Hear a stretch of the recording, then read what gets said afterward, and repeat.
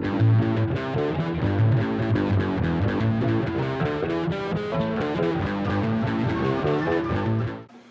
and welcome to another Dwarven Tavern video.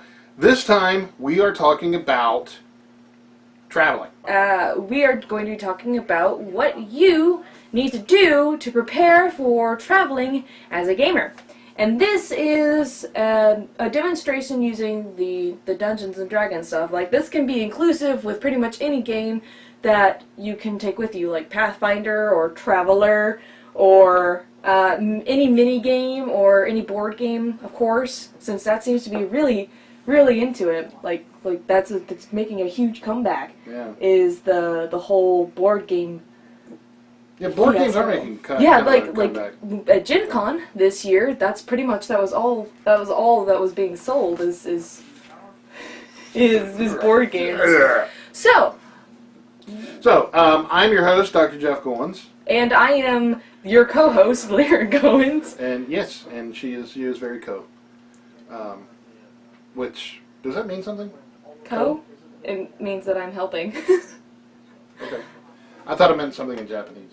Co? It can mean a lot of things. Okay. Is it good? A lot of good things? Or Yeah, it can be. Okay, so yeah. I mean, it can mean light. I am the light of the show. Yeah, she is.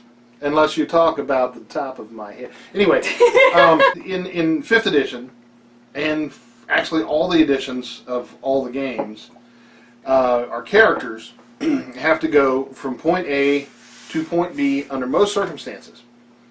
And this being the case, you have to consider what you're going to take with you, what you can take with you. Now, the way we used to play it, which is contrary to all reality, is you put your armor on when you graduate armor school, and you take it off. Actually, you don't ever take it off. You never you leave your armor. You buried in it. Right. So that means that there has to be some kind of a trapdoor for body functions and the like. But otherwise, man, that smell would be right. And then you wonder why all the monsters find you. But in reality, it's not because you're shiny. It's because you're stinky. Because you're shiny. Exactly. So, what do you need, and what do you take, and how much attention do you pay to your adventurers needing and taking and carrying? Because carrying capacity is an enormous consideration when you are traveling. Mm-hmm. And we'll also be covering in this what you yourself as a player will be taking with you when you yourself as a player will travel. So the first one we'll cover is the character in game, and that can be anywhere from the stereotypical adventurer going on their first dungeon crawl to a druid going from one forest to the other. So let's cover the basics, and that would be a regular. Well, actually, I think that, and that is a good point, because you would have, you could actually break down your characters in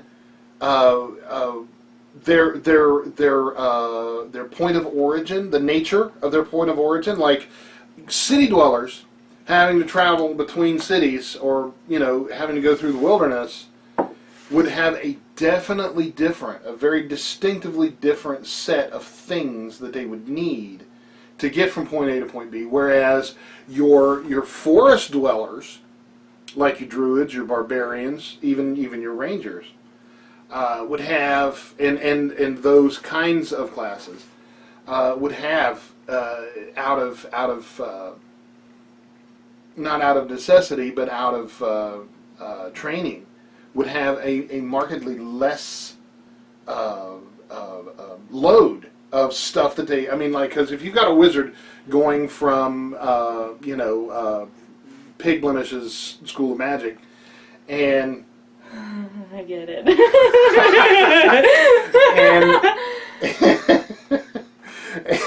and you got them going from there to to the next school over. They got to go through. I mean, even if they're going via wagon. They're going Right. to be taking, you know, the toiletries and the shaving kits and all of their books. and all of their books and all of those things, you know, because it's uncivilized travel without your golf shoes, as you know. So then you have, you know, then you would have a set like that for those different Right. classes. Right. So, what I would normally do to prepare, no matter what class I had, no matter what character they were, there are 3 things that I always take with me, and it's become a Dwarven Tavern rule to do so. And those things are bedroll, torches, and 50 feet of rope, 50 feet of rope. whether it's hemp or silk. Ask any good Irish movie maker. So, like, the one defining moment in my childhood when it became an essential thing to carry the 50 foot of rope was when we needed to get down 100 feet. And I thought I was a genius. I was like 6 years old, and I was like, I'll put Lissa's 150 foot of rope and my 50 foot of rope and tie it together. And I got 50 experience points for that. And it was a pivotal point in my childhood. Yeah, it was. It made her day for the next 3 years. No, it's still making me day. It's still making your day. So, like, that is Well, you're 9, right? But that was an important part of my childhood, and it was ingrained into my mind that rope is an essential part of the Well, there's so many thing. uses for rope. If you have the rope use skill, which apparently I do in real life, out of rope you can craft things. Out of rope you can imprison things. You can hang things. You can hang things. You can make a whip. You can make a flail, an impromptu version of the various things. So, with the proper application of rope, you know, The possibilities are the pretty much limitless. possibilities are they're out there. And if you know how to make rope, you can use nettles or actually hemp. You know, you can make the rope and smoke what's left over. You don't give a crap about adventuring. You just hang out and eat cookies. So I was gonna go on an adventure this morning, but somehow I ended up just on the sofa. So what yet were again. what were we going out for? Oh, cookies, okay. I was gonna go fight a dragon, and then I went and fought a dragon. I fought a dragon. He looked just like my cushions. And then I woke up. Then I woke up and half my cushion was gone. I was really full.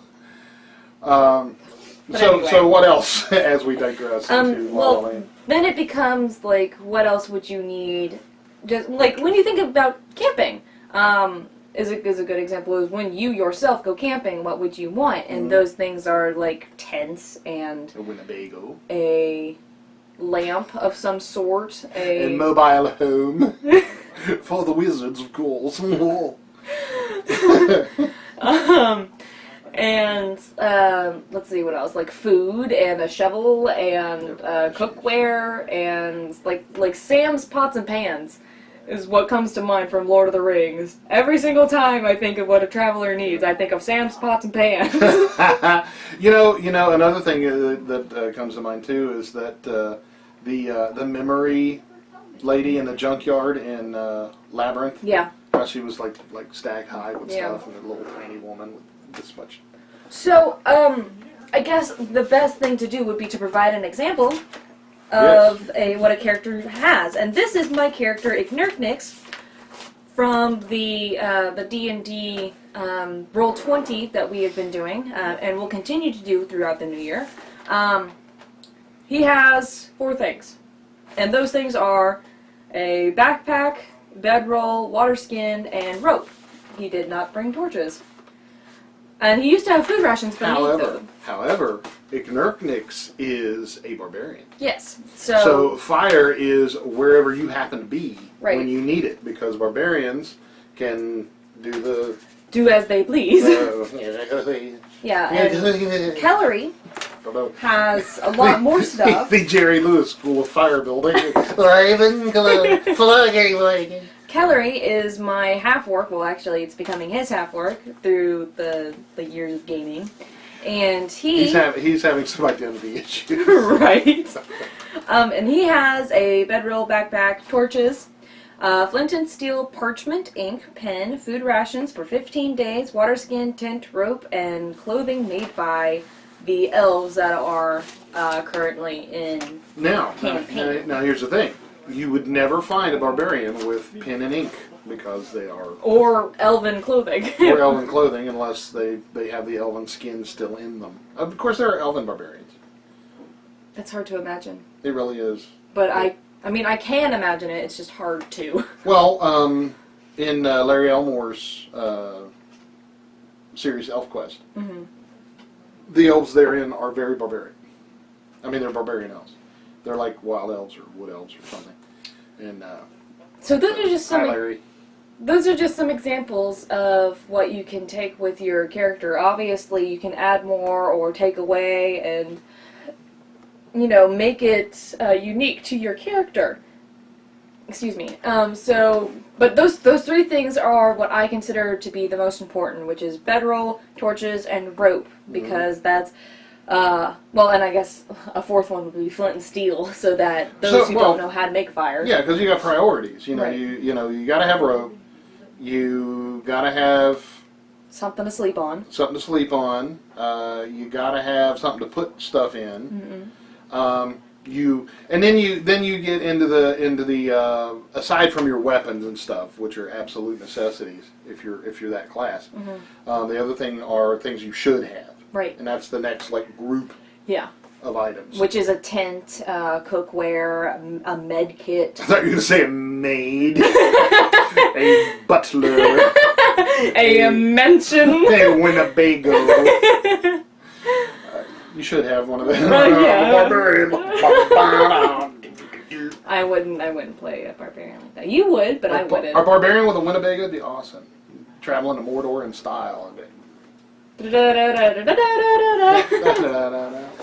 the next topic of this would be to, as you are the player, you would want to prepare for if you were going somewhere else. Like currently, I live in South Carolina, and the home base is in Ohio. So I travel back and forth, and he also travels back and forth. So we are a gaming family, so obviously we want to bring gaming stuff with us. So what do we bring? It depends mostly on if we can plan ahead, and we usually can, but it's mostly also playing it by ear. So you can plan ahead, or you can plan a ear. Plan by ear. Plan a ear or a foot. So I like to D&D is the main game here at the Dwarven Tavern, unless it is otherwise specified. So I have learned to keep all of my D&D stuff together, and since I have traveled to the Dwarven Tavern, home base of Ohio, I have some examples of Ohio's home base is in the Dwarven Tavern? Yeah. Yes, it is. It's bad English for Lyric today. Bad English for Lyric. So the things, like a children's book. The things that I would normally bring with me, I have kept all of my character sheets together. For illiterate children. Voila! And can't even close it because there's so many. And I keep all of the character sheets that I would have in the most recent campaigns. I don't have some of my campaign characters from when I was 10 to 15 years old. Right. But I keep finding them. Right, they're all over the place. All around in the library. But these are characters that we play on a more recent basis. I looked at the ceiling. I find your character sheets all over the place. Well, you can sense it through the ceiling. But you never know where they are. But I have characters in here that we would play just, on a whim, like Kellery or Fido or Ooble Orb.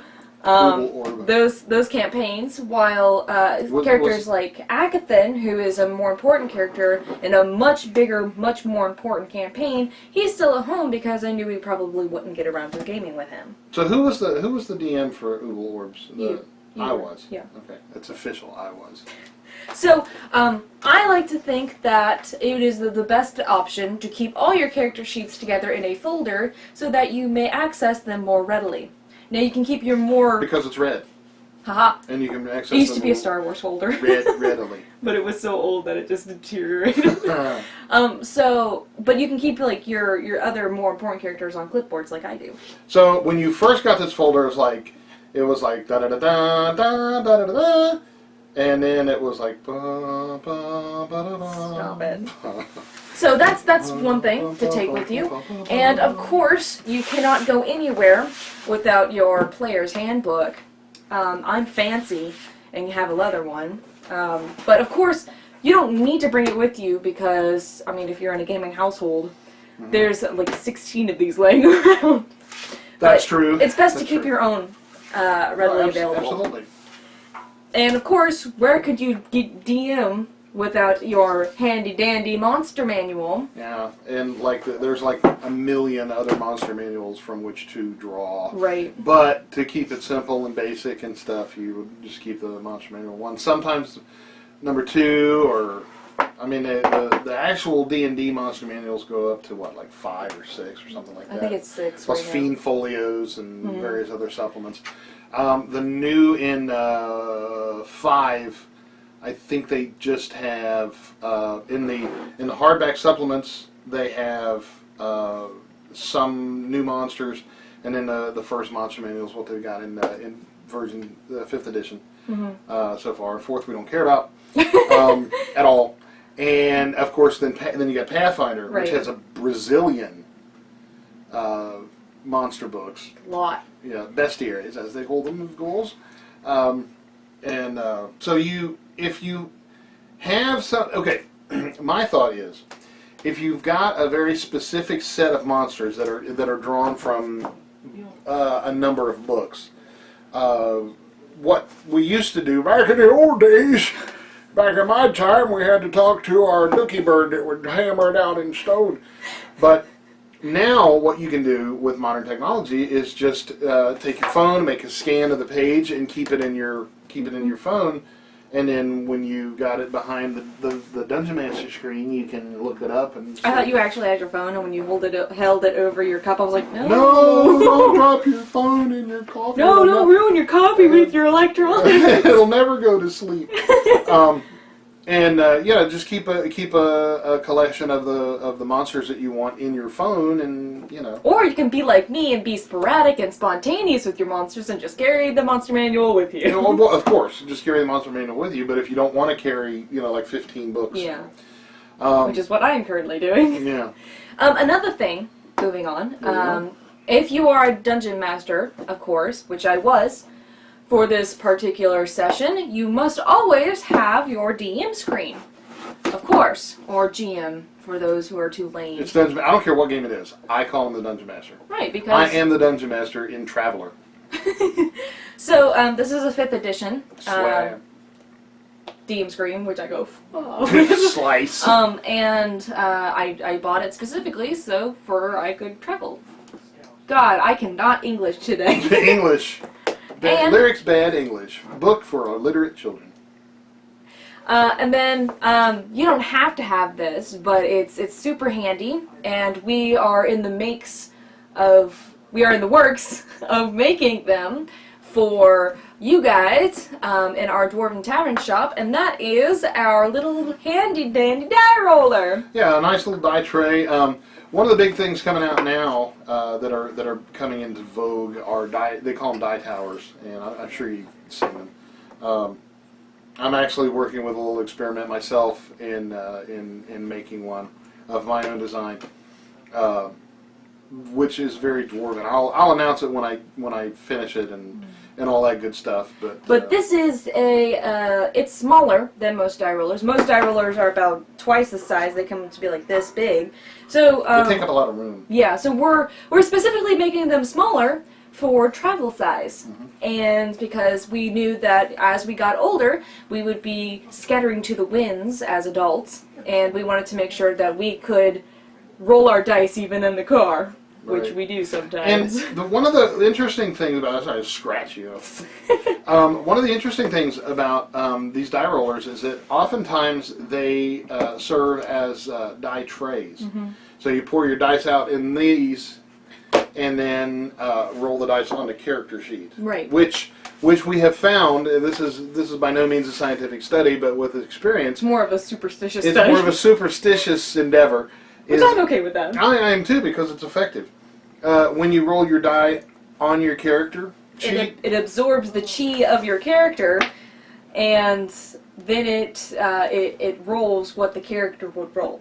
and it's easier to accept your fate. Right. For some reason, when you roll a fumble and go, son of a... And if you roll really badly on that character, then perhaps it's not the dice's fault, but the character does not agree with those dice. Like, maybe you're rolling one character's dice on another character, and it's having a fit because of it. So you need to just change your dice. It's all very scientific. Which, speaking of dice, we Quantum. will be doing another video about dice sometime in the future. It's a lot of process. It's a very scientifically based. Yeah, there was a video about a guy that was rolling dice. He wasn't rolling dice, he was putting dice in salt water.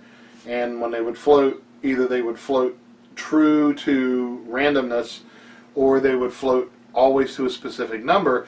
And a fellow was contending that meant that the die was worthless because Right. it was out of chi. And here at the Dwarven Tavern, we don't take just one answer for the answer. We have to do our own experiments. So therefore, our very own Jeff Goins will be taking this into his own hands and performing more scientific studies about dice. And when he does, we will put out a video for it. Yep.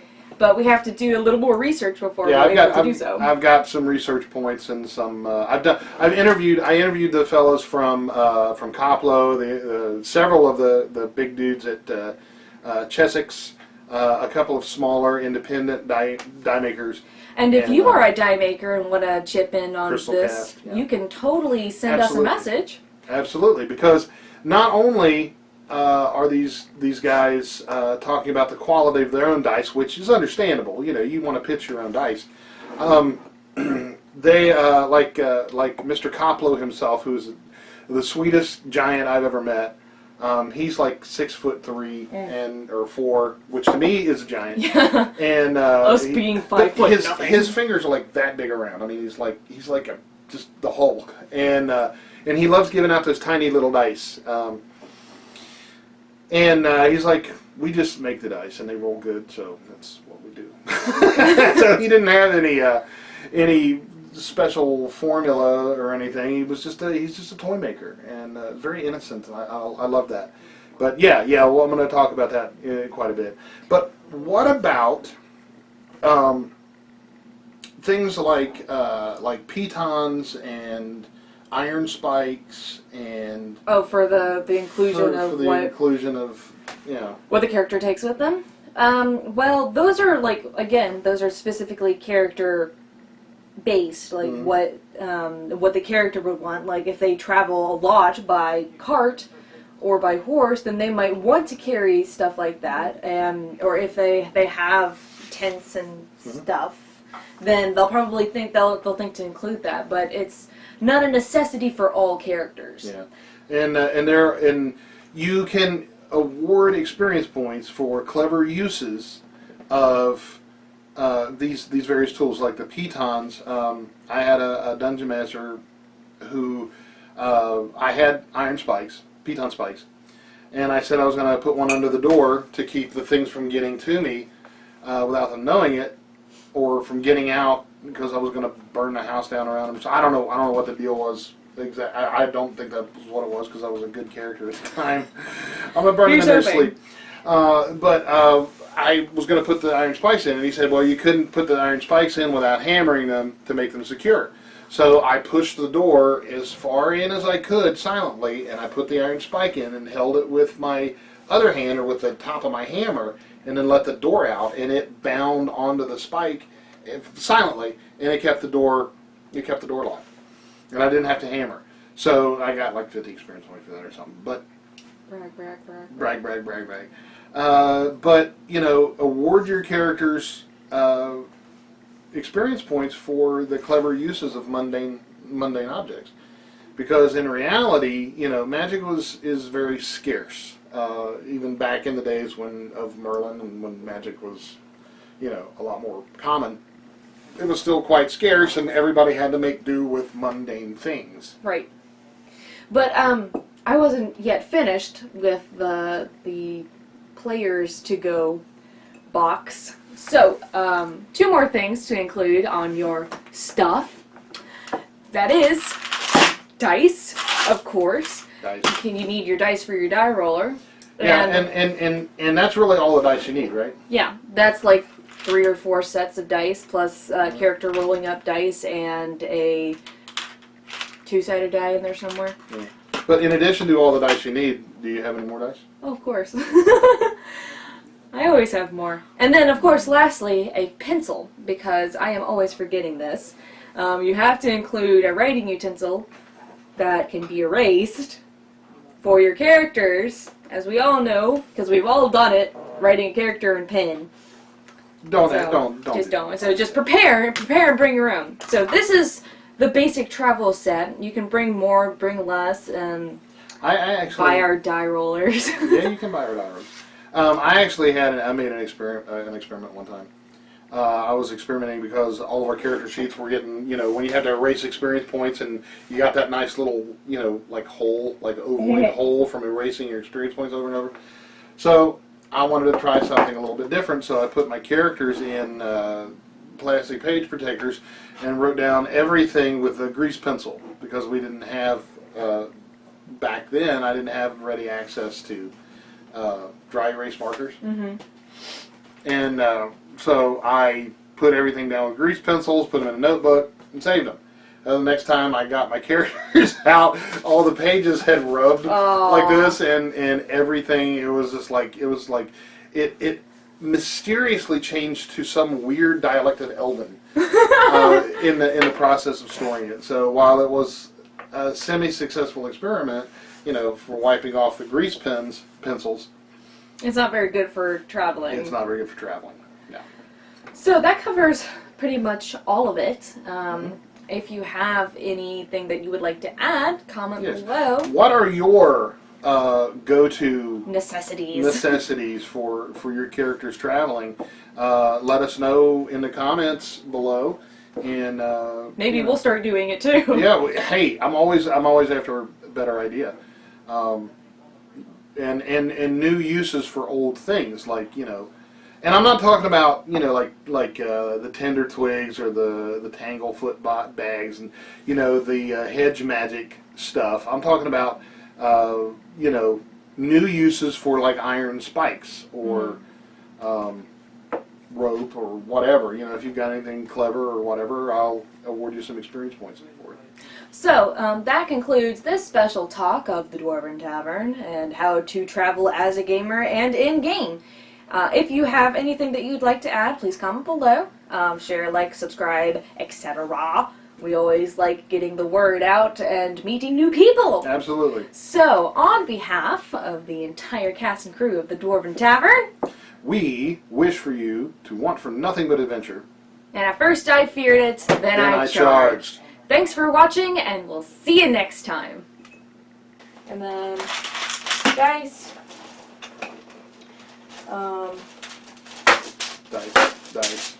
Dice. Well, I wanted to get the dice out. I was going to get a dice. Player's Handbook. Books. Screen.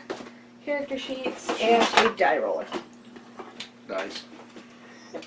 More dice. I guess a monster manual, wherever that is.